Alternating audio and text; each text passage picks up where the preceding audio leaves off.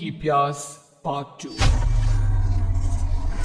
और उसके बाद वो जंगल एक बार फिर से सुमन की चीखों से गूंज उठा। लेकिन आज की रात सुमन की चीखों को सुनने वाला वहां पर कोई भी नहीं था।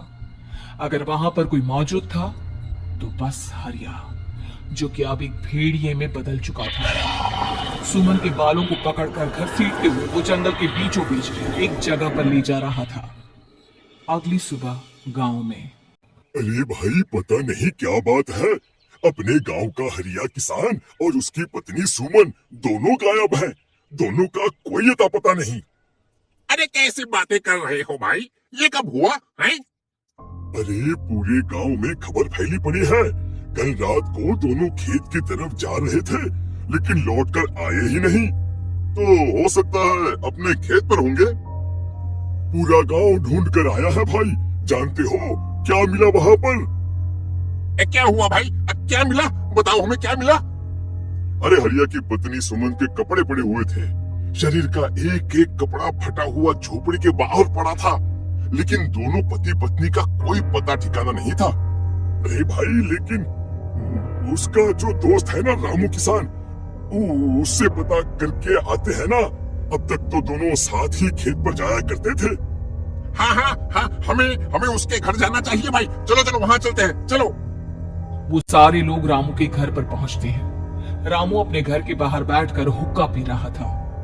आज सारे के सारे लोग टोली बनाकर मेरे घर क्यों आ रहे हैं? हैं? क्या कोई मर गया क्या भाई?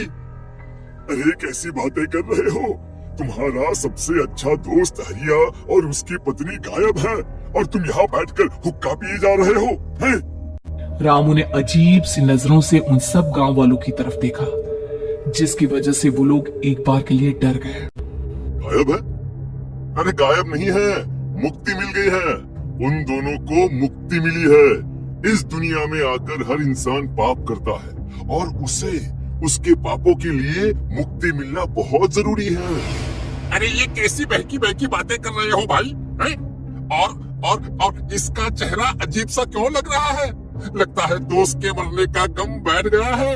पागल हो गया है शायद ये पागल। ये बात सुनते ही रामू चीख कर जोर से चिल्लाते हुए कहता है, पागल मैं नहीं हूँ, पागल तुम सब हो। और ये शैतानी जंगल अब तुम में से किसी को नहीं छोड़ने वाला, सबको खा जाएगा। याद रखना मेरी बात। शैतानी जंगल? कैसा शैतानी जंगल? लगता है रामू पागल हो चुका है। हमें यहाँ से चलना चाहिए भाई। चलो चलो चलो। तभी रामू की पत्नी बाहर आती है। नहीं नहीं, आप लोग इनकी बात का बुरा मत मानिए। 2 दिन पहले हरिया के साथ खेत पर गए थे। जब से वहां से आए हैं तब से ऐसी ही बातें कर रहे हैं। भगवान जाने ऐसा क्या देख लिया उन्होंने, खेत में कुछ भी बड़बड़ाते रहते हैं। लेकिन गांव के लोगों ने कमला की कोई बात नहीं सुनी और वो सब वहां से चले गए। रात अब धीरे धीरे ढलने लगी थी। तभी अचानक किसी ने धीमी सी आवाज में रामू को पुकारा। रामू, आ जाओ, मैं तुम्हारा इंतजार कर रहा हूँ। और सुनो, अपनी पत्नी को साथ लेकर आना, नहीं तो काम अधूरा रह जाएगा। ये आवाज सुनते ही रामू के चेहरे पर शैतानी मुस्कुराहट आ जाती है। वो धीमे कदमों से अपने घर के अंदर आता है। क्या हुआ? तबीयत ठीक है ना अब आपकी? मैं तुझे अपने साथ खेत पर ले जाने आया हूँ, चल। मैं तुम्हारे साथ कहीं नहीं जाने वाली। मुन्ना गहरी नींद में सो रहा है और उसे अकेला छोड़कर मैं तुम्हारे साथ खेत पर नहीं आ सकती। वैसे भी तुम्हारे उन खेतों में भगवान जाने कौन सा राक्षस घूम रहा है, मुझे तो डर लगता है।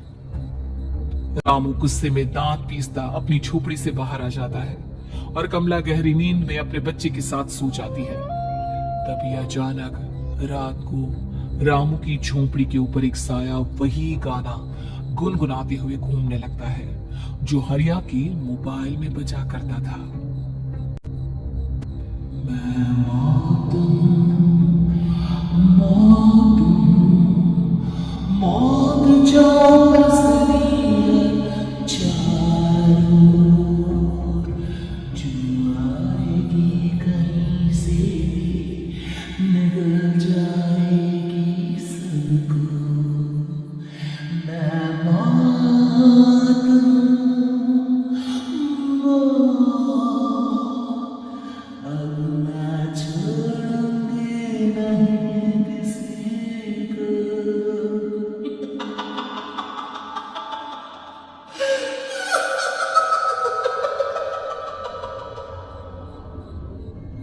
ये आवाज सुनकर रामू की पत्नी कमला की आंख खुलती है और वो देखती है कि उसका मुन्ना अपनी जगह से गायब था। कमला चीखते हुए बाहर दौड़ कर आती है। वहां पर उसने देखा कि रामू ने अपने बच्चे को झोपड़ी के बाहर एक पेड़ से उल्टा लटकाया हुआ था और उसका बच्चा चीख चीख कर रो रहा था। वहीं दूसरी तरफ एक साया बच्चे के ठीक नीचे आग जलाकर उसके चारों तरफ हैवानों की तरफ नाच रहा था। छोड़ दो मेरे बच्चे को। अरे क्या कर रहे हो तुम? शर्म नहीं आती तुम्हें अपने ही बच्चे को इस तरह मौत के हवाले करते हुए? अपना बच्चा? किसने कहा ये मेरा बच्चा है? अरे ये तो उस रामू की औलाद है, इस गांव के किसान रामू की, और मेरी दुश्मनी इस गांव के हर इंसान के साथ है। क्या? कैसी बात कर रहे हो तुम? और ये औरत कौन है? ये मेरे बच्चे को खा जाएगी। तभी अचानक से उस साया ने एक बेहद खतरनाक दिखने वाली औरत का रूप ले लिया और उसकी आंखों से आग निकल रही थी। सही पहचाना तूने, मैं तेरे बच्चे को खा जाऊंगी। अगर तू अपनी इस हैवान पति रामू के साथ जंगल लेके आए, मैं तेरे बच्चे को खा जाऊंगी। लेकिन क्यों? आखिर क्या चाहती हो तुम मुझसे? मुझे जंगल क्यों ले जाना चाहती हो? औरत बुरी तरह से ठहाके मार मार कर जोर जोर से हंसने लगी और साथ में रोने लगी। ये तो तुझे वहाँ चलने के बाद ही पता चलेगा ना। अगर तू नहीं आई तो थोड़ी देर में तेरा ये बच्चा आग में जलकर मर जाएगा। चल जल्दी। नहीं नहीं, मेरे बच्चे को छोड़ दो। तुम जहाँ कहोगे मैं तुम्हारे साथ चलने के लिए तैयार हूँ। और उसके बाद उस बच्चे को झोपड़ी में लिटाकर आगे आगे वो साया चल रहा था और उसके पीछे पीछे रामू अपनी पत्नी के बाल पकड़कर उसे घसीटते हुए जंगल की तरफ ले गया। जंगल में जाने के बाद कितनी खूबसूरत हो तुम। आज की रात बस तुम और मैं एक दूसरे के साथ रहेंगे। मुझे तुमसे बहुत डर लग रहा है। तुम्हें क्या हो गया है? तुम तो बिल्कुल ठीक थे। वो होगा जो हमारे बीच होना चाहिए। तो आओ आओ, अपने आप को मेरे हवाले कर दो। कमला ने डर की वजह से अपनी दोनों आंखें कसकर बंद कर ली थी। रामू ने बुरी तरह से चीख कर कमला से कहा, आंखें खोलो अपनी और मेरी तरफ देखो। कमला ने जैसे ही अपनी आंखें खोली उसने देखा कि रामू एक खतरनाक कोई हैवान में बदल चुका था। कौन हो तुम? जाने दो मुझे। क्या चाहते हो मुझसे? वही जो एक आदमी एक औरत से चाहता है। मैं तुम्हारा पति रामू नहीं, बल्कि इस जंगल का एक भेड़िया, और आज की रात तुम्हारे खून से अपनी प्यास बुझा जाऊंगा। और उसके बाद वो जंगल कमला की दर्दनाक चीखों से गूंज उठा। अगली सुबह कमला के कपड़े भी जंगल में उसी तरह पाए गए जैसे कि सुमन के पाए गए थे। इस घटना के बाद पूरे गांव में दहशत का माहौल था।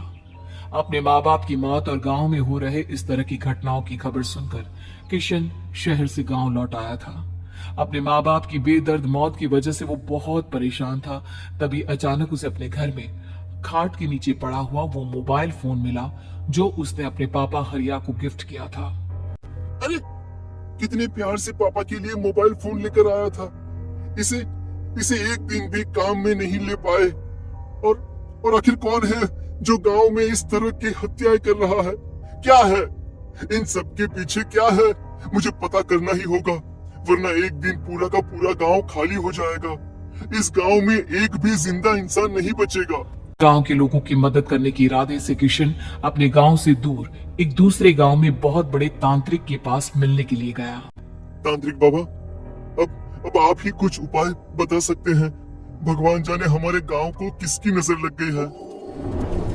नजर नहीं लगी है, किसी ने तुम्हारे गांव को बद्दुआ दी है। किसी सताई हुई आत्मा का प्रकोप है और अब वो पूरे गांव में किसी को नहीं छोड़ेगी जब तक उसकी आत्मा को शांति नहीं मिल जाती। अरे लेकिन ऐसा कौन है बाबा? किसकी आत्मा है और कैसे मिलेगी उसे शांति? मौत है, मौत कहीं से भी आएगी और सबको निगल जाएगी। इससे बचने का सिर्फ एक ही उपाय है, लेकिन उस उपाय को करना आसान नहीं होगा। जो भी उस उपाय को करने की कोशिश करेगा उसकी जान जा सकती है। भले ही मेरी जान चली जाए, लेकिन मैं अपने गांव के लोगों की जान बचाने की पूरी कोशिश करूंगा बाबा। तो ठीक है फिर, अगली अमावस की रात जैसा मैं कहता हूँ वैसा ही करना। अमावस की रात तांत्रिक के बताए अनुसार किशन अपने साथ केरोसिन लेकर जंगल की तरफ चल पड़ा। उसके हाथ में देवी के मंदिर का सिंदूर भी था। किशन जंगल के बीचों बीच पहुंचा। ये देखकर उसकी आंखें फटी की फटी रह गई। वहां एक उबलते पानी का तालाब था और कई लोगों की लाश लटक रही थी। किशन के माँ बाप की लाश भी वहीं थी। माँ, बापू, क्या हो गया ये? क्या हो गया? तभी वहां पर एक औरत और आदमी आते हैं।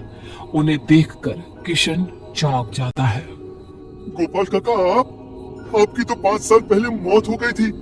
और निर्मला काकी, आप? मौत तो हो गई थी, लेकिन तुम ये नहीं जानते कि हमारी मौत कैसे हुई थी। क्या कहना चाहते हैं आप? कुछ नहीं, बस ये जान लो कि अब इस गांव में कोई जिंदा नहीं बचेगा। लेकिन क्यों काकी? क्योंकि 5 साल पहले इन गांव वालों ने मुझे डायन बताकर पत्थर मार मार के मार डाला। मेरी कोई गलती नहीं थी। गांव का एक बच्चा क्या लापता हुआ, सारा इल्जाम मेरी पत्नी पे डाल दिया। और जब मैंने निर्मला की जान बचाने की कोशिश की तो मुझे भी मार डाला। आपके साथ ये बहुत गलत हुआ काकी, लेकिन आप जो कर रहे हैं वो भी सही नहीं है ना? तुम यहाँ से चले जाओ, वरना तुम भी नहीं बचोगे। हमारी आत्मा पिछले 5 साल से मुक्ति के लिए भटक रही है। चले जाओ यहाँ से। मौका देखकर किशन सिंदूर उन दोनों के ऊपर डाल देता है। उनका शरीर जलने लगता है और वो भयानक तरीके से चिल्लाने लगते हैं। अगले ही पल किशन उनके ऊपर केरोसिन डाल देता है और वो दोनों जल जाते हैं। किशन अपने माँ बाप और दूसरी लाशों का अंतिम संस्कार करवाता है और अपने घर लौट आता है। लेकिन वो अभी भी इस बात से अनजान है कि मोबाइल अभी भी बज रहा है।